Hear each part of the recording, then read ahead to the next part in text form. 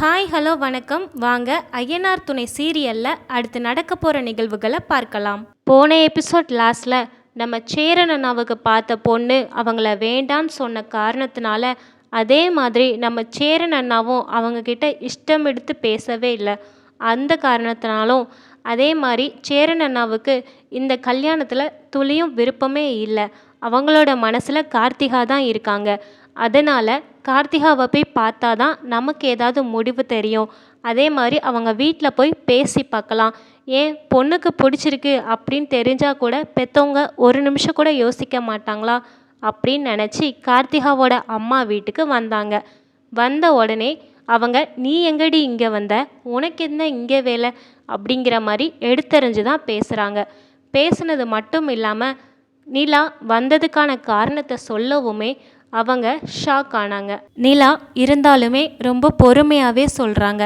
இந்த மாதிரி கார்த்திகாவோட மனசில் சேரன் அண்ணா தான் இருக்கிறாங்க.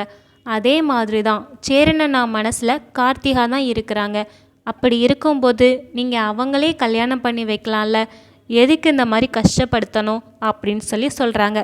இதை பாரு, உனக்கு இந்த வீட்டில் நடக்கிறதும் எங்கள் குடும்பத்துக்குள்ள எதுவுமே உனக்கு தெரியாது. நீ பணக்கார வீட்டு பிள்ளை, வந்தியா வாழ்ந்தியா உன்னோட வேலையை பார்த்துட்டு போ, சரியா? இந்த மாதிரி வேலைலாம் இங்கே வச்சுக்கிடாத அப்படின்னு சொல்லி சொல்கிறாங்க. அதுக்கப்புறம் கார்த்திகா அம்மா கேட்குறாங்க, அவனுங்க சொல்லி நீ வந்தியா இல்லை நீயா வந்தியா அப்படின்னு சொல்லி கேட்குறாங்க.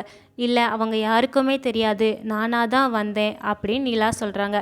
உடனே கார்த்திகா அம்மா சொல்கிறாங்க, நீயா வரப்போய் தான் இப்போ நான் உன்னை ஒன்றுமே சொல்லலை. ஏன்னா உனக்கு எங்கள் குடும்பத்தை பற்றி எதுவுமே தெரியாது.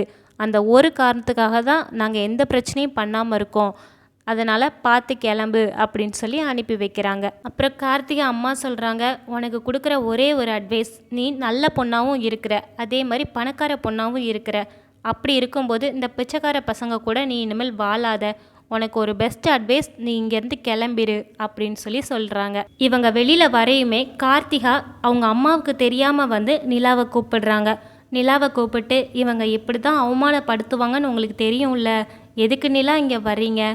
எனக்கும் சேரன் மாமாவை மறந்துக்கிட்டு இருக்க முடியலை. இருந்தாலும் என்ன பண்ண, என் மனசு சேரன் மாமாவை விட்டு வர மாட்டேக்குது.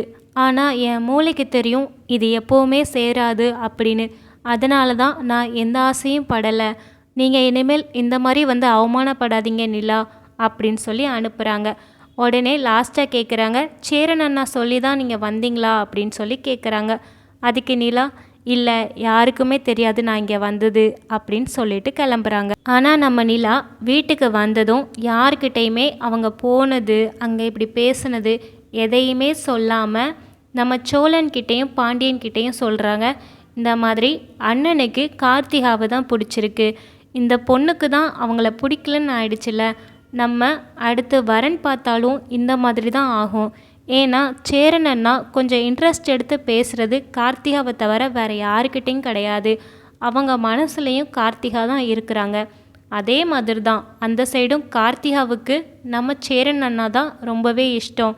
அப்படி இருக்கும்போது இவங்க ரெண்டு பற்றியும் நம்ம கல்யாணம் பண்ணி வைக்கலாம் அப்படின்னு சொல்லி பேசுகிறாங்க. இதை கேட்டதுமே சோழன் சொல்கிறாங்க, இதெல்லாம் நடக்கிற காரியமாங்க, எதுக்கு இதெல்லாம் பற்றி பேசுகிறீங்க? இதெல்லாம் நடக்காது, இதை பற்றி பேச வேண்டாம் அப்படின்னு சொல்கிறாங்க. அப்போ நம்ம நிலா, இல்லை இவங்களுக்கு வேறு கல்யாணம் பண்ணி வச்சாலும் இவங்க சேர போகிறதும் கிடையாது, சேர்ந்து வாழ போகிறதும் கிடையாது. அப்படி இருக்கும்போது நம்ம ஏன் இதை ட்ரை பண்ணியாவது பார்க்கக்கூடாது அப்படின்னு சொல்லி சொல்கிறாங்க.